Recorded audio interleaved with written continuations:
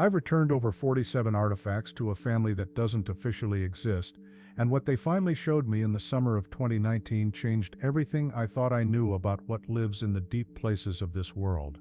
My name is Gerald Hutchins, though most folks who know me just call me Gerry.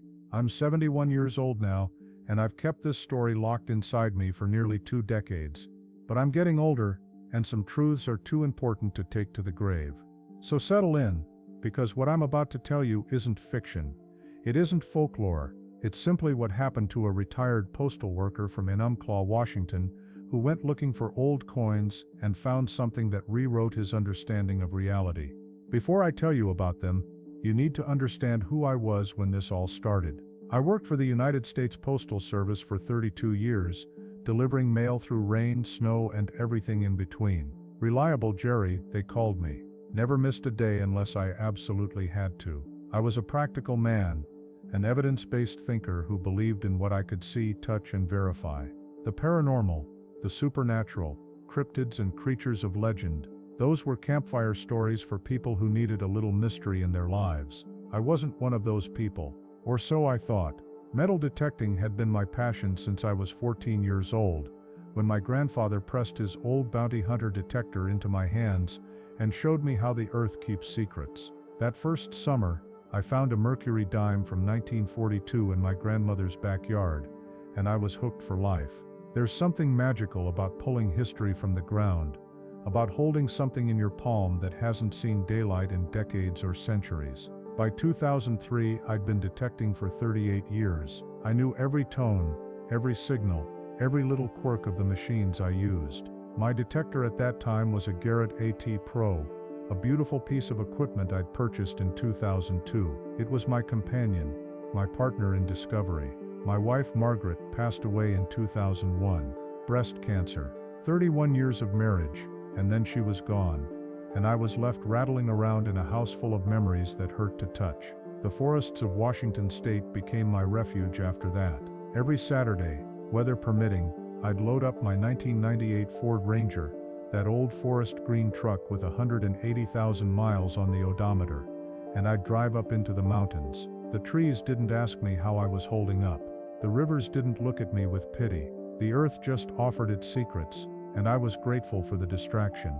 I was known locally as the guy who finds things. Over the years, I'd reunited dozens of people with their lost treasures, wedding rings separated from their owners for decades, a Purple Heart medal I tracked back to a veteran's family in Oregon, a class ring from 1957 that I returned to an elderly woman who wept when she saw it. Finding things was what I did. Returning them to where they belonged was who I was. Remember that because it becomes important. My methodology was precise, almost obsessive. I worked in grid patterns, keeping detailed notebooks with GPS coordinates long before smartphones made that easy. I had a 3-ring binder full of topographic maps, each one marked with my hunting locations, my finds, my failures. I donated Civil War buttons to local museums. I worked with historical societies to properly document significant discoveries. This wasn't treasure hunting for profit. This was a calling. The foothills of Mount Rainier hold some of the most beautiful and remote wilderness in the Pacific Northwest. Old-growth forests where Douglas firs and western red cedars have stood for 500 years or more. Places where logging roads from the 1940s have been swallowed back by nature, where human presence feels temporary and small. The Carbon River area, near the little town of Carbonado with its population of about 600 souls, was one of my favorite hunting grounds. I had a spot I called the Benchland, a relatively flat plateau sitting at about 3,000 feet elevation. There was evidence of Native American presence going back thousands of years in that area, and an old logging camp from the 1920s that most people had forgotten. It was about a 45-minute hike from the nearest place I could park my truck, which meant casual hikers rarely ventured there. I'd been detecting that area for 3 years with modest success. Axe heads, old coins, buckles, the usual detritus of human activity. A Muckleshoot elder I'd met at a historical society meeting once told me something about that land. He looked at my maps, at the areas I'd marked, and he said, "That land remembers. Be careful what you disturb." I thanked him for the advice and didn't think much of it at the time. I think about those words almost every day now. Looking back, there were signs I should have noticed. I'd occasionally felt watched up there, but I always attributed it to wildlife. Deer, elk, maybe a curious bear. Sometimes my detector would give readings that made no sense, deep signals that seemed to shift position when I tried to pinpoint them. I chalked it up to mineral deposits or electromagnetic interference. I was a practical man, remember. I believed in rational explanations. October 11th, 2003. That's when everything changed. It was a crisp autumn morning, temperatures in the mid-40s with fog burning off the valley below. The fall colors were at their peak, maples blazing orange and red against the dark green of the evergreens. I arrived at my parking spot at 7:15 in the morning, loaded up my gear, the Garrett, my digging tools, Fine's pouch, water, a turkey sandwich Margaret's recipe still, and my emergency kit. Standard protocol. Another Saturday in the woods. The hike-in felt different that day, though I couldn't have told you why. The forest was quiet in a way that felt deliberate. No bird calls echoing through the trees. No squirrel chatter. The air seemed thick, weighted, like the whole mountain was holding its breath. I almost turned back. Something in my lizard brain was whispering warnings I couldn't quite hear. But I was a practical man, and practical men don't turn back because of feelings. So I pushed on. By 11:30, I was working a new grid pattern on the Benchland, methodically sweeping my coil over the forest floor, listening through my headphones for that beautiful tone that meant discovery. And then my detector screamed. That's the only word for it. A solid, unwavering signal that indicated something substantial beneath my feet. The VDI reading suggested something large, metallic, sitting about 8 inches down. In 38 years of detecting, I'd never heard a signal quite like it. Pure and strong and somehow insistent, like the earth itself wanted me to dig. I set down my detector and began my excavation. Careful, methodical, the way I always worked. About 4 inches down, my trowel hit something that felt like leather. Strange, for that depth. Organic materials usually decompose, especially in the wet Pacific Northwest climate. I slowed down, brushing away dirt with my fingers now, and then I scraped against metal. What I unearthed was wrapped in what appeared to be elk hide, remarkably preserved for something buried in the ground. I peeled back the leather with trembling fingers, and there it was, a medallion or pendant, about 4 inches in diameter, made of a metal I couldn't identify. It wasn't gold or silver, or copper, or bronze or any alloy I recognized. The color shifted subtly as I turned it, like oil on water, but the material was solid, heavy. Except it wasn't heavy. It was impossibly light for its size, and it was warm to the touch, despite having been underground. Not warm like sun-baked metal, warm like something alive. The medallion was inscribed with symbols that looked like no language I'd ever seen. Not Native American pictographs, not Asian characters, not runic or cuneiform. Something else entirely, something that made my eyes want to slide away when I looked too long. And in the center of the medallion, unmistakable and undeniable, was an image, a large, bipedal figure with broad shoulders and a conical head. The proportions were wrong for a human, wrong for any animal I knew, but they were exactly right for something out of legend. My hands were shaking as I examined the artifact. My first thought was that it must be a Native American piece, something valuable that belonged in a museum. My second thought was that the craftsmanship was too sophisticated, the metal too strange, the warmth too inexplicable. My third thought, the one I tried to push away but couldn't, was simply this: what the hell did I just find? Then I felt it. The sensation of being watched, not casually but with intense, focused attention. The hair on the back of my neck stood straight up. A smell reached me, musky and animal, but somehow wrong. Not unpleasant, exactly, just unfamiliar in a way that triggered ancient alarm bells in my brain. And then I heard it, not a branch breaking, not an animal call. A deep exhalation from somewhere in the tree line, like something enormous had been holding its breath and finally released it. I packed up fast. I didn't run. Practical men don't run from things they can't see, but I walked faster than I'd walked in years. The medallion went into my Fine's pouch, then into my jacket pocket, pressed against my chest like a talisman or a curse. The whole hike back to my truck, I felt eyes on me. The whole drive home, I kept checking my rearview mirror for something I couldn't have described if my life depended on it. That night I sat at my kitchen table with the medallion under the lamp, turning it over and over in my hands. The metal caught the light differently with every angle, like it couldn't decide what color it wanted to be. The symbols seemed to shift when I wasn't looking directly at them, rearranging themselves at the edges of my vision. The figure in the center stared up at me with empty eyes that somehow conveyed more emotion than any carved image should. I was a practical man. I believed in evidence and reason and explanations that made sense, but holding that medallion, feeling its impossible warmth, seeing that unmistakable figure etched into metal that shouldn't exist, I felt the foundations of my worldview beginning to crack.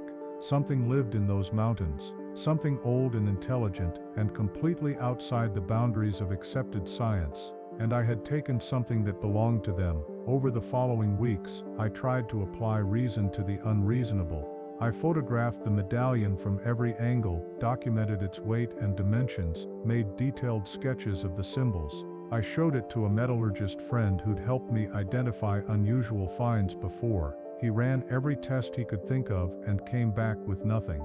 The alloy matched no known combination of metals. Some of its properties, he told me with visible discomfort, shouldn't be physically possible. I sent photographs to an anthropologist at the University of Washington, a woman who'd helped me authenticate Native American artifacts in the past. She called me 3 days later, and I could hear the confusion in her voice. The symbols, she said, matched no known indigenous tradition from the Pacific Northwest or anywhere else in her database. The craftsmanship suggested an advanced metallurgical knowledge that predated European contact by centuries, possibly millennia, and yet the design principles were completely foreign to her experience. She asked where I'd found it, and I told her a partial truth: a remote location in the Cascades. She wanted to see it in person, wanted to bring colleagues. I made excuses and ended the call. That night, the dreams began. I've never been one to put much stock in dreams. My wife used to tell me about hers every morning over coffee, these elaborate narratives full of meaning and symbolism, and I'd nod along while thinking about what the weather might do. But these dreams were different. They had a weight to them, a presence that lingered after waking. The setting was always the same. A forest at twilight, that liminal hour when the light turns everything to gold and shadow. I'd be standing in a clearing, surrounded by trees so tall they vanished into darkness overhead. And there were figures watching me from the tree line, not threatening, exactly, but present. Waiting, I could feel their attention like pressure on my skin. The dreams carried emotion with them, feelings that didn't belong to me, loss, profound and aching. The sense of something missing, something taken, grief that seemed to stretch across generations. I'd wake in the small hours of the morning with tears on my face and no memory of crying. After 2 weeks, I couldn't ignore what the dreams were telling me. This artifact, whatever it was, didn't belong in my house. It didn't belong in a museum or a university laboratory. It belonged to someone, and whoever that someone was, they wanted it back. This is where I need you to understand something about who I am, about the person I'd spent 52 years becoming. My entire life had been organized around a simple principle: things that are lost should be found, and things that are found should be returned. I'd built a reputation on that principle. The widow who got her husband's wedding ring back, the veteran's family who received his Purple Heart 50 years after it went missing at a county fair, the little girl who was reunited with the locket containing her grandmother's photograph. Those moments were why I did what I did. Not for the treasure, not for the history, but for the look on someone's face when you give them back a piece of their past. How could I keep something that so clearly belonged to someone else? Even if that someone was something I couldn't explain or understand. On the morning of November 8, 2003, I made my decision. I wrapped the medallion in clean linen cloth, treating it with the reverence it deserved. I packed a small bag with offerings, tobacco, because I'd learned from native friends that tobacco carries prayers and shows respect. Dried salmon, because food shared is trust offered. A jar of local honey, because sweetness bridges divides. I was operating on instinct and borrowed wisdom, having no idea if any of it was appropriate. But I knew I needed to do something to signal my intentions. I left my metal detector at home. This trip wasn't about finding, it was about returning. The drive up to the trailhead felt different that morning. The familiar roads seemed longer, the turns sharper. I kept checking my mirrors, though I couldn't have said what I was looking for. The medallion sat wrapped on my passenger seat, and I swear I could feel it there, like a presence waiting patiently for what came next. I parked in my usual spot and sat for a long moment, hands on the steering wheel, asking myself if I really wanted to do this. The rational part of my brain was screaming that I was being ridiculous. I'd found an unusual artifact, had some vivid dreams, and now I was hiking into the wilderness to return it to what? An empty clearing, a figment of my imagination, but another part of me, the part that had spent decades learning to trust intuition in the field, knew this was right. Some things can't be explained by logic, sometimes you just have to act on faith. The hike-in was unlike any I'd taken before. The trail was the same, the trees unchanged, but the atmosphere had shifted completely. Silence hung over the forest like a held breath. No birdsong, no squirrel chatter, no wind moving through the canopy, just stillness, deep and watching. I've spent thousands of hours in forests throughout my life. I know their moods, their rhythms, their voices. This silence wasn't natural. It was intentional. Something was waiting to see what I would do. Every shadow seemed deeper that morning, every space between trees more significant. I felt eyes on me from every direction, felt myself being observed and assessed with each step. My heart hammered against my ribs, but I kept walking. I'd made a decision, and I would see it through. When I reached the clearing, the excavation site looked different. Leaves had begun to fill the hole I'd dug. Nature already working to erase my intrusion. I knelt beside it, feeling the dampness of the earth through my jeans, and suddenly felt foolish. What was I supposed to do? What was I supposed to say? I've never been good with words. My wife used to say I expressed myself better through actions than speeches, but this moment seemed to require something spoken, some acknowledgement of what I was doing and why. I cleared my throat and spoke aloud, my voice strange in that profound silence. I found something here that wasn't mine to take. I'm bringing it back. I'm sorry for disturbing your things. I didn't know. I didn't understand. But I understand now, at least a little. This belongs to you. I unwrapped the medallion and placed it back in the earth, in the same position I'd found it. Then I arranged the offerings around it. The tobacco in a small pile, the salmon on a clean stone, the honey still in its jar because I wasn't sure how else to present it. The whole ritual felt clumsy, improvised, probably wrong in a dozen ways I couldn't know, but it was sincere. That had to count for something. I covered the medallion with soil and leaves, returned the ground to something like its original state. Then I retreated to a fallen log at the edge of the clearing and sat down to wait. For what? I had no idea. A sign maybe, some acknowledgement that my gesture had been received, or maybe just the courage to walk away and accept that some questions don't get answers. An hour passed, the silence held unbroken by anything but my own breathing and the occasional creak of branches overhead. I began to feel embarrassed, sitting there like a fool waiting for something that would never come. What had I expected? A voice from the heavens? A thank you note pinned to a tree? Another hour. The sun climbed higher, burning off the morning mist in the valley below. I told myself I'd leave at noon. There was no point in sitting here indefinitely, hoping for a miracle. 11:45. I was reaching for my pack, ready to admit defeat and head home, when I saw the movement. At first my brain tried to make it a bear. That's what brains do with impossible things. They reach for the familiar, the explicable, the safe. A black bear standing upright, maybe checking for threats. That's all it is, just a bear. But even as I formed the thought, I knew it was wrong. The proportions were all off.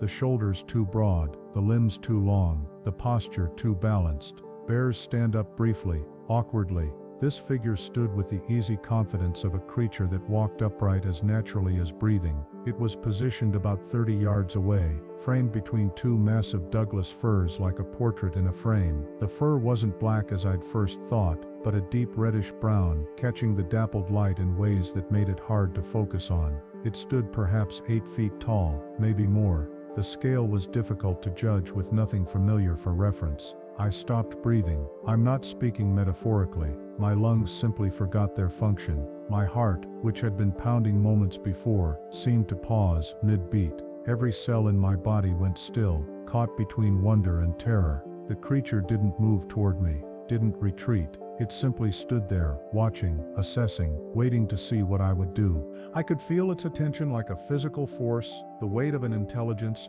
far older than my own examining me with patient curiosity. I don't know how long we looked at each other. Time lost meaning in that exchange. It could have been 2 minutes or 20. The forest held its breath around us, every living thing aware that something significant was happening. Then the creature raised one massive arm. The gesture was slow, deliberate, unmistakably intentional, not a threat, not an invitation. Something else. Acknowledgement, perhaps. Recognition. A statement that said, without words, I see you. I know what you did. I will remember. Then it was gone. Not dramatically, not with any sudden movement. It simply turned and faded back into the forest, disappearing into the shadows between trees as if it had never been there at all. No sound, no disturbance of the underbrush, just there one moment, gone the next. I sat frozen for another 20 minutes, waiting for my body to remember how to function. When I finally stood, my legs wobbled like a newborn deer's. The walk back to my truck was the longest journey of my life. Every snap of a twig made me jump. Every shadow held possibility. I checked my rearview mirror 100 times on the drive home, though I couldn't have said what I was looking for. That night, I didn't sleep at all. I sat in my living room with every light blazing, replaying the encounter in my mind until the details began to blur and shift. Had I really seen what I thought I'd seen? Had I finally cracked under the weight of grief and loneliness, conjured a hallucination to give meaning to my empty days? The rational explanations felt flimsy, but the alternative was accepting something that shouldn't exist. In the days that followed, I told no one what had happened. Who could I tell? Who would believe me? More importantly, I realized with growing certainty who had the right to know. I'd been granted something precious that morning. A glimpse behind the curtain of the known world. That gift came with responsibility. It came with the obligation to protect what I'd discovered. 2 weeks later, I went back. This time I brought my detector, not to dig, not to take, but to listen.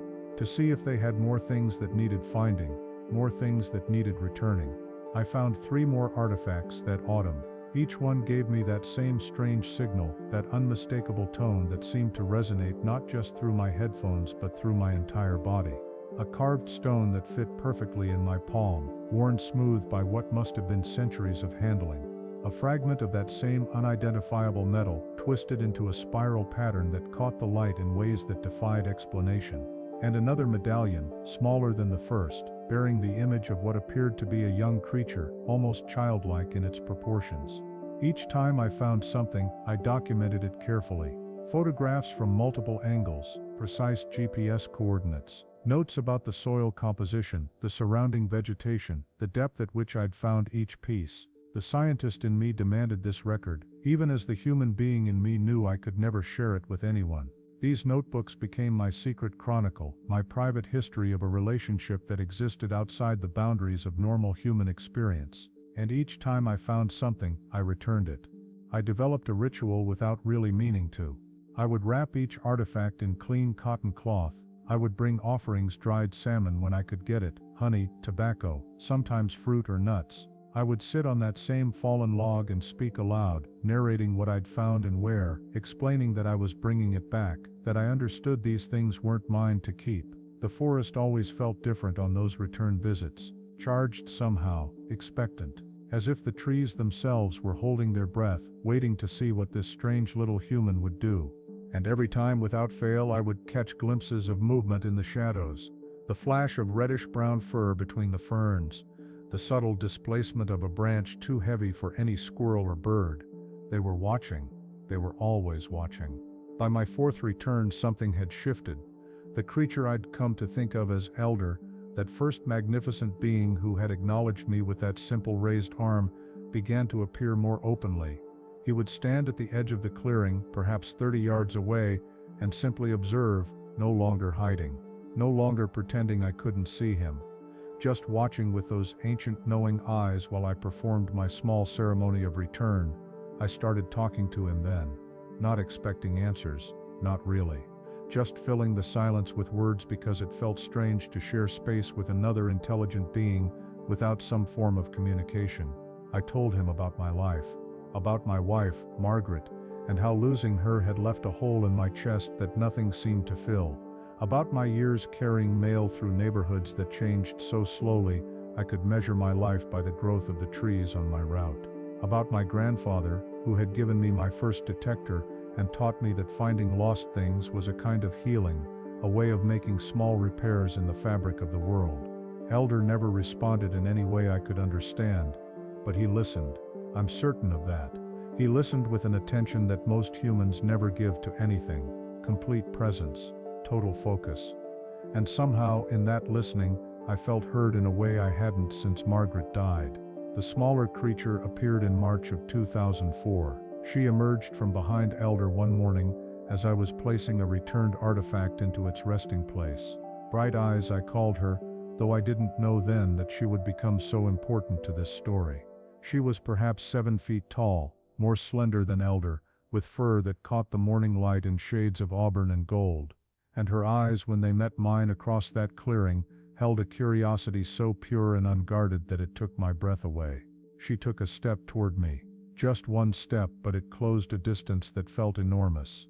Elder made a sound then, low and resonant, something between a hum and a warning growl. Bright Eyes stopped immediately, turning back to him with what I can only describe as respect, deference.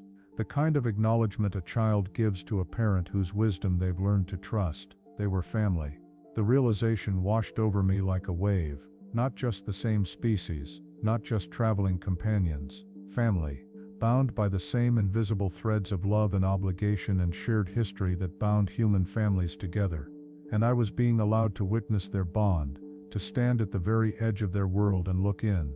I wept that day. Sitting on my log after they had melted back into the shadows, I put my face in my hands and sobbed like I hadn't since the night Margaret passed.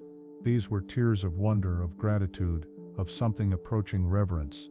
I had been lonely for so long, surrounded by people who meant well but couldn't understand the depths of my grief.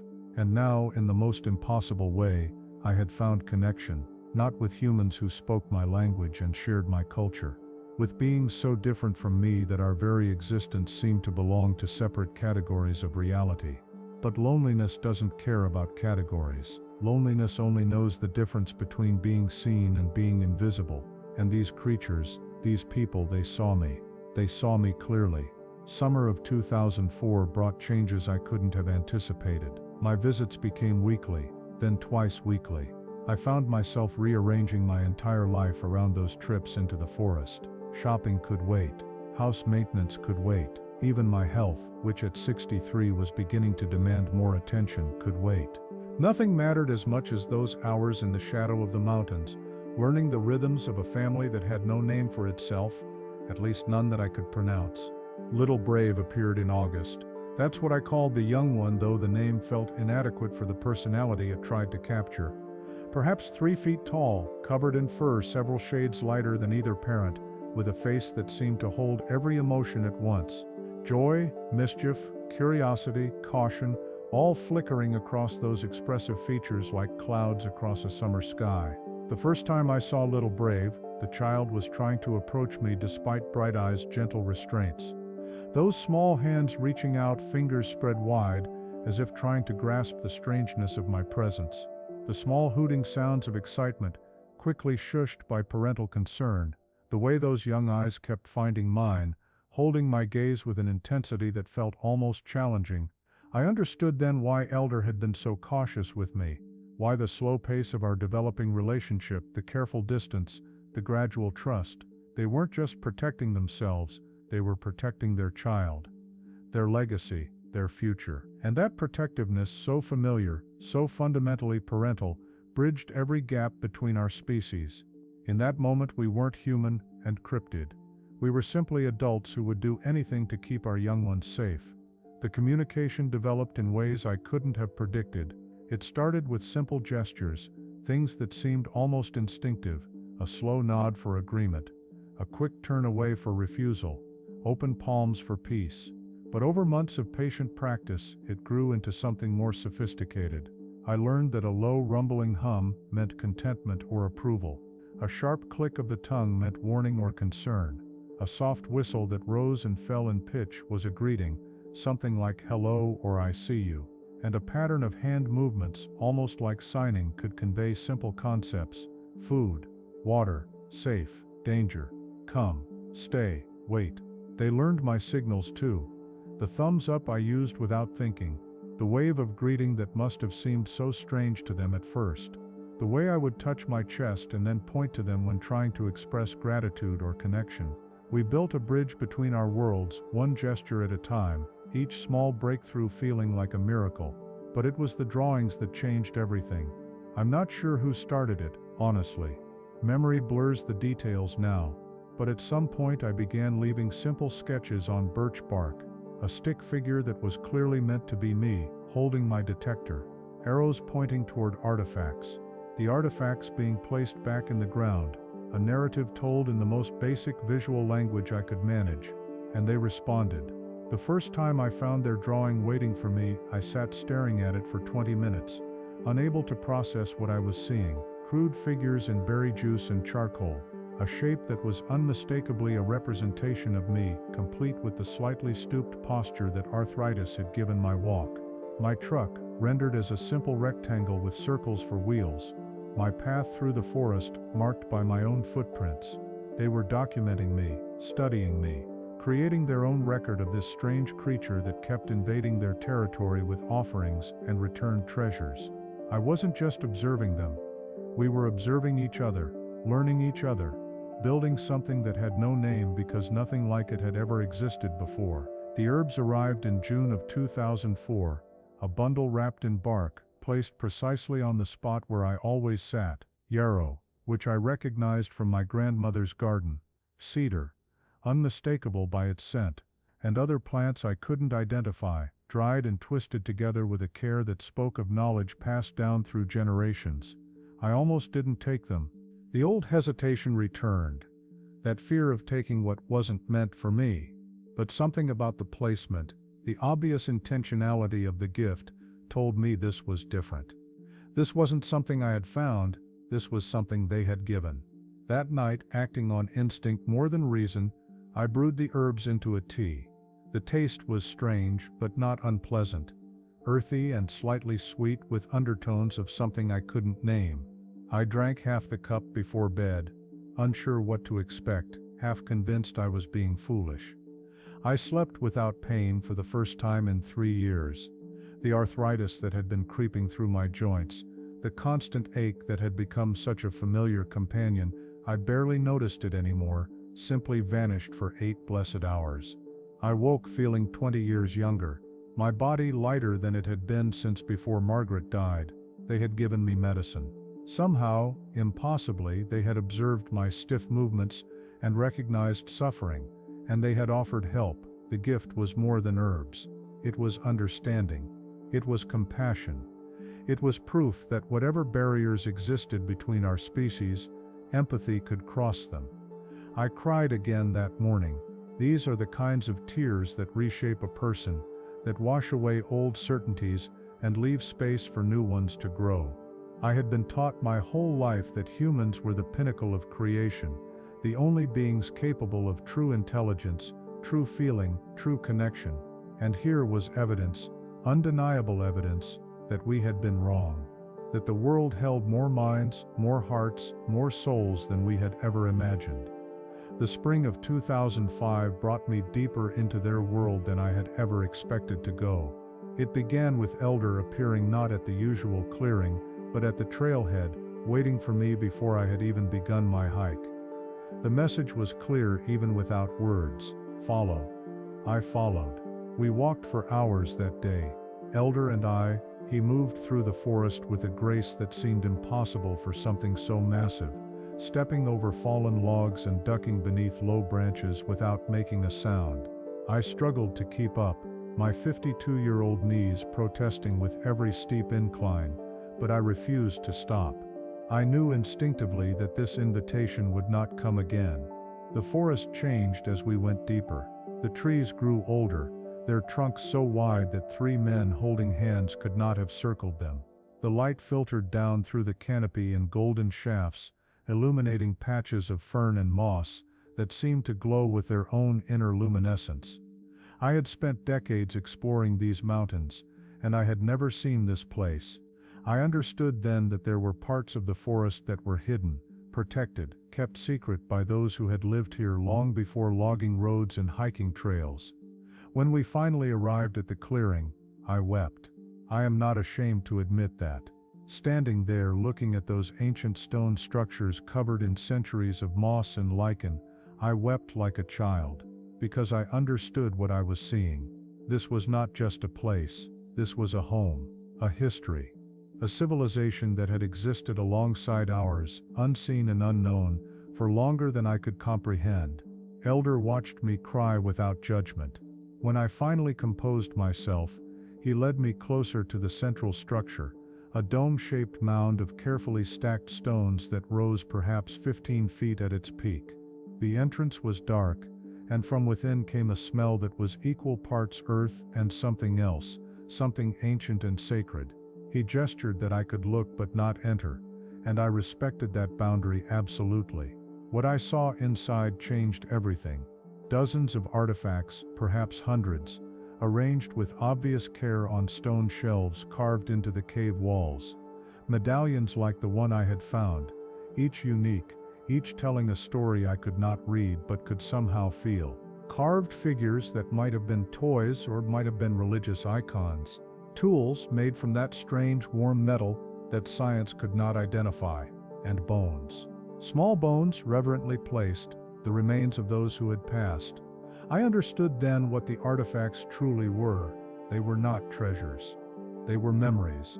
Each medallion represented a life, a soul, a being who had loved and been loved. When I had found that first medallion buried in the earth, I had not discovered ancient treasure. I had disturbed a grave. The weight of that knowledge settled into my chest and has never fully left. Elder led me away from the cave and into the clearing proper, where the stone structures formed a rough circle around a central fire pit. The ashes there were cold but recent. This was a place of gathering, of ceremony, of community, and he was showing it to me, trusting me with knowledge that could destroy everything his family had built over countless generations.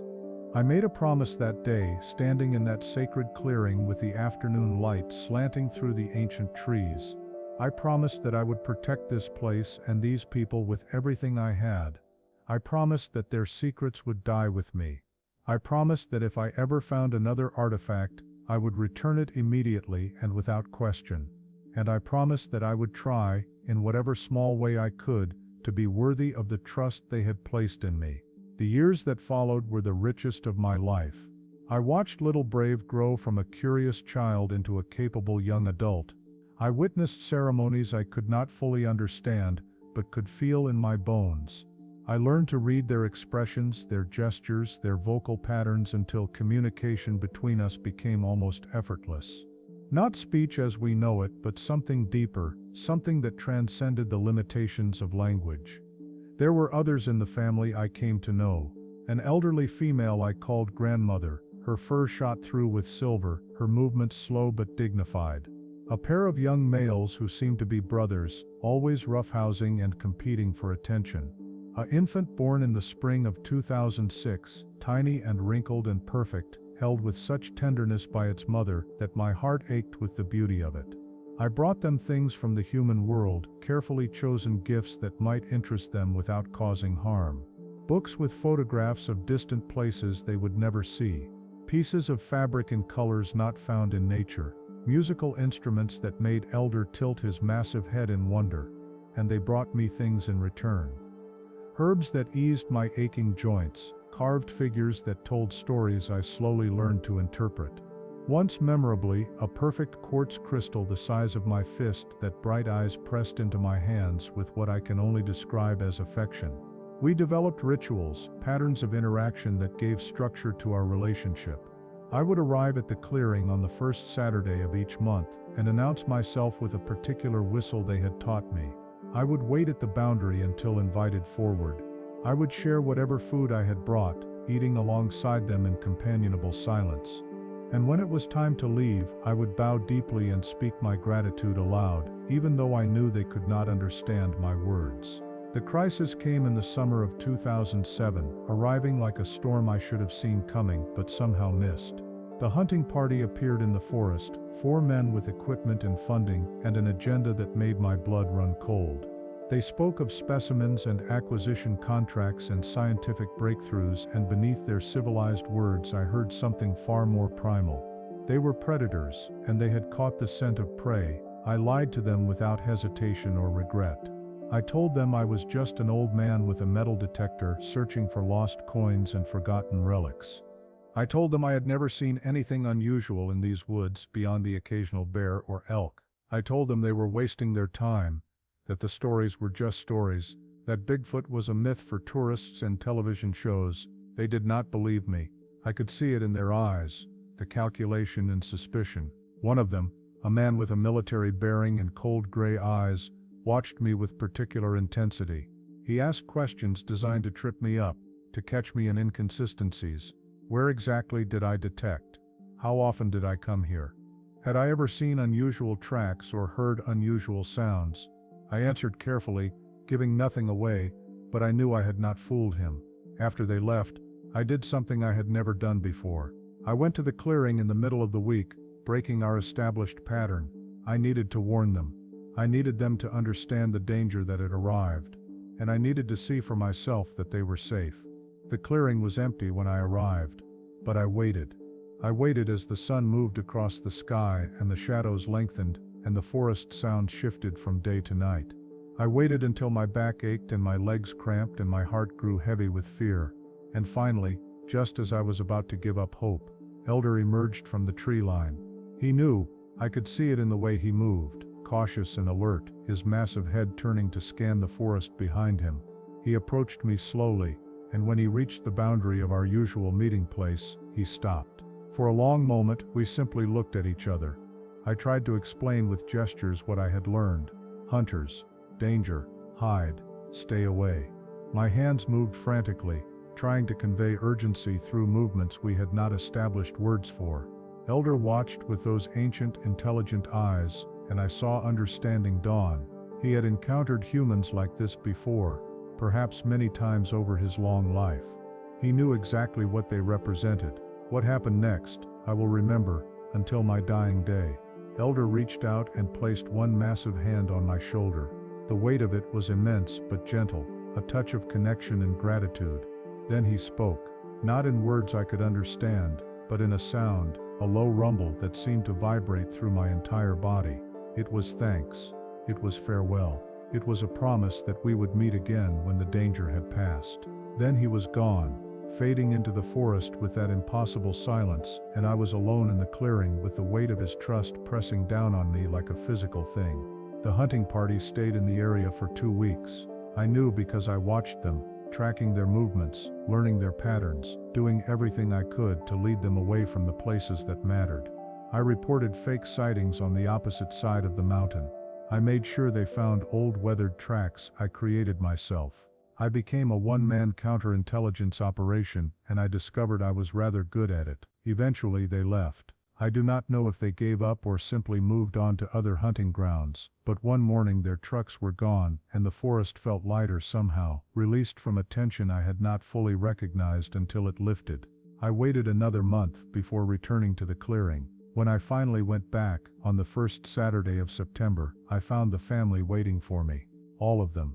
Elder and Bright Eyes and Little Brave, who was not so little anymore. Grandmother and the brothers and the infant, now a toddler, clinging to its mother with wide, curious eyes. They had survived. They were safe. And they had come to show me that our bond had not been broken. That autumn was golden in every sense of the word. The forests blazed with color, and my relationship with the family deepened into something I can only call love. Not romantic love, but something purer, more fundamental. The love of beings who have looked into each other's souls and found kinship there despite every difference that should have made it impossible. I continued visiting for 12 more years, through seasons of joy and seasons of sorrow. I watched the infant grow into a child and then into a young adult. I mourned with the family when grandmother passed, her medallion carved with symbols that told the story of her long and remarkable life. I celebrated when Little Brave found a mate from another family group, and I wept when Elder himself grew frail and slow, the weight of his years finally catching up with him. The last time I saw Elder was in the spring of 2019. He was ancient by then, his fur gone entirely silver, his movements careful and deliberate. He led me one final time to the sacred clearing, and there, with the morning mist rising around us, he gave me his medallion. I tried to refuse. I understood what this gift meant, the magnitude of the trust it represented, but he pressed it into my hands with that same gentle firmness he had shown me 16 years before, and his eyes held a message that needed no translation. Keep it safe. Remember us. Tell our story when the time is right. He died 3 weeks later. Bright eyes came to tell me, meeting me at the trailhead with a grief so profound I felt it in my own chest. She took me to see where they had buried him, next to grandmother in the sacred ground where their people had rested for generations. I stayed all night, keeping vigil, honoring a friend who had changed everything I thought I knew about the world. I still visit the forest. I am 71 now, and the hikes grow harder each year, but I go because I promised I would. The family remains, changed but enduring, and they still welcome me with the same trust Elder first showed me all those years ago. I have told no one this story until now.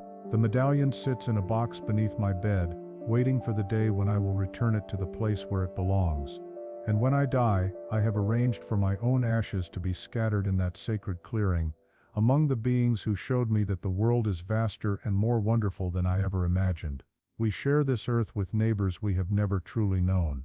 They watch us from the deep places, keeping their distance, protecting their families, honoring their dead just as we honor ours. They are not monsters or myths or specimens to be acquired. They are people, different from us, but people nonetheless. And I have been blessed beyond measure to call them friends.